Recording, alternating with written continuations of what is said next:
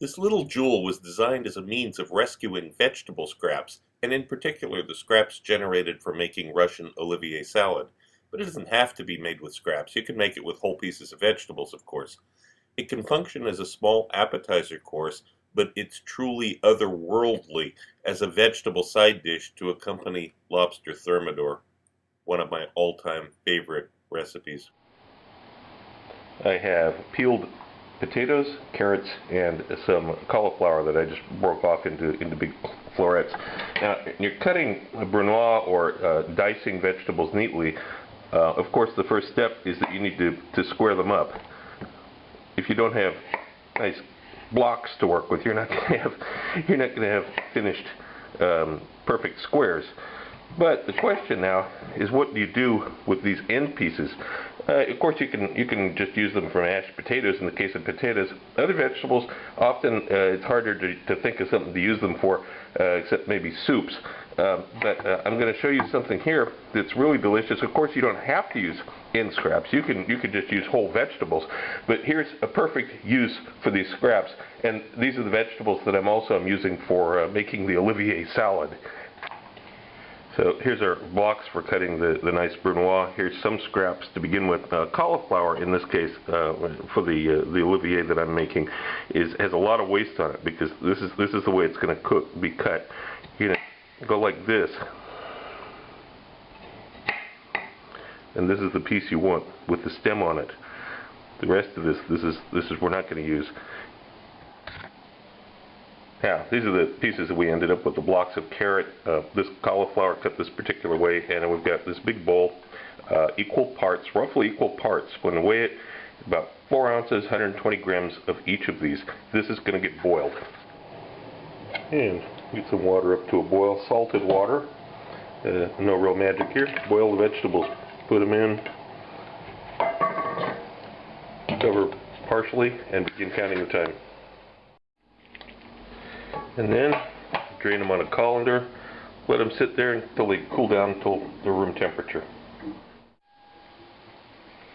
Now that these vegetables have completely cooled down, the reason we want to make sure that they cool down is so they don't cook the egg, what we're going to add here.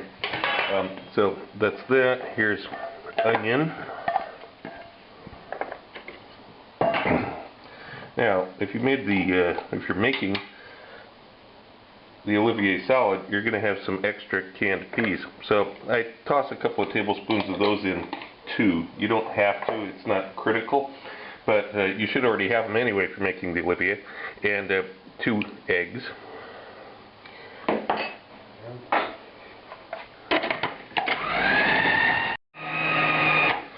And you're going to need to stop and scrape down the sides, of course, a couple times. And you want this fairly much a puree. Okay, that's pretty good. Now, I diced up the 60 grams of bacon. This is very, very lean bacon. This is what it looks like. I've never seen bacon like this in the United States for sale.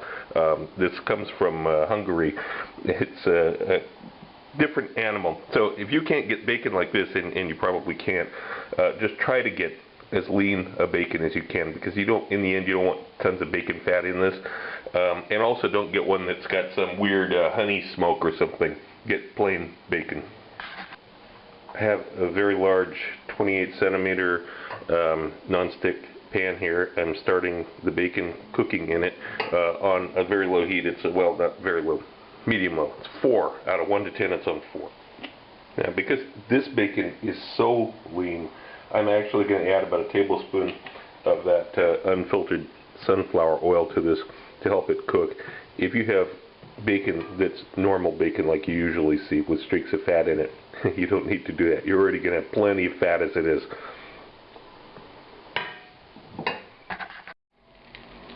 About 9 or 10 minutes go by. Still the heat's on 4 out of 1 to 10. And it's approximate because your stove's going to be different. You can see there's some color on this now. It's not burnt, that's for sure, but it's got some color. Now I'm going to crank the heat up. It's going to go up to about 8 out of 1 to 10. And we've got this vegetable slurry. I'm going to spread this down on the pan, kind of like I was cooking a pancake. But this is not going to turn into a pancake, despite the fact there's eggs in it. It won't cook like that.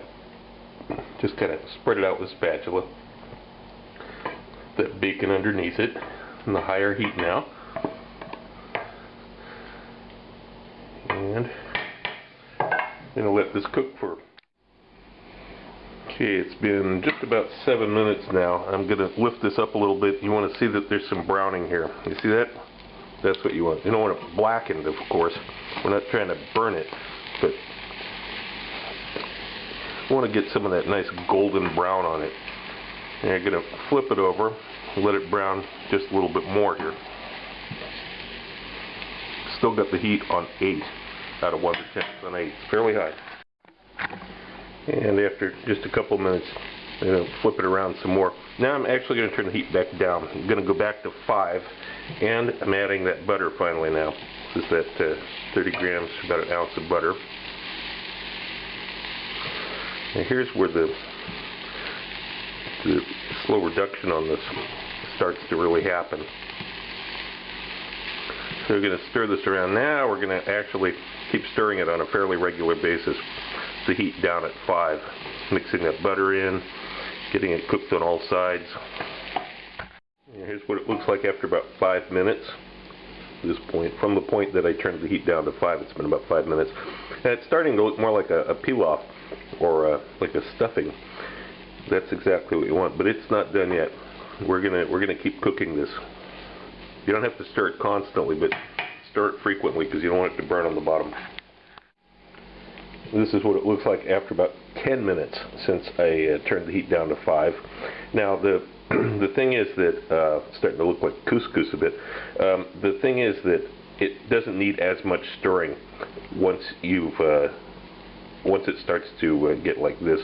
The heat in the pan when it was 8 was really wanting to make it burn. Now the pan is at a lower temperature. It won't burn so easily, so you can stir it every couple minutes. The last ingredient that will be added to that is the crawfish tails. Now you can get your own crawfish and cook them and shell them and everything. We're very fortunate in Russia to have packages of crawfish tails very affordable. Surprisingly affordable. Now, also want to have a little bit of sourness in this.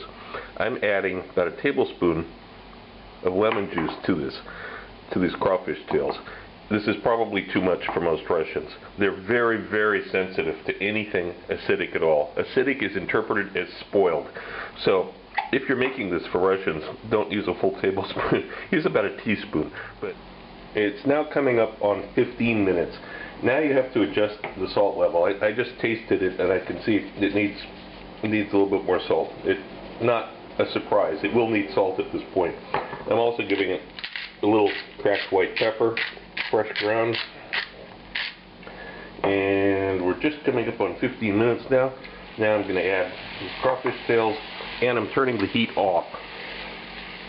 This is only going to cook with the crawfish tails on for about 30 or 40 seconds because these are already cooked. And here it is. I just transferred it to a big bowl. Now I'm going to let this stand at room temperature for a little bit first, let all the steam come off of it, and then I will put cling film over it and refrigerate it. Now the first time you do this, it's cooled down now. The first time you do this, you want to experiment and see what you like. Put a little bit into a bowl and find out how much mayonnaise do you want. You also might consider adding some MSG to this. Yeah, I know I'm going to hear flack from that, but it really picks up the flavor. So mix a little bit of mayonnaise in, see what you think, and get an idea, and then you can go back and add about that same amount proportionally to the rest of it.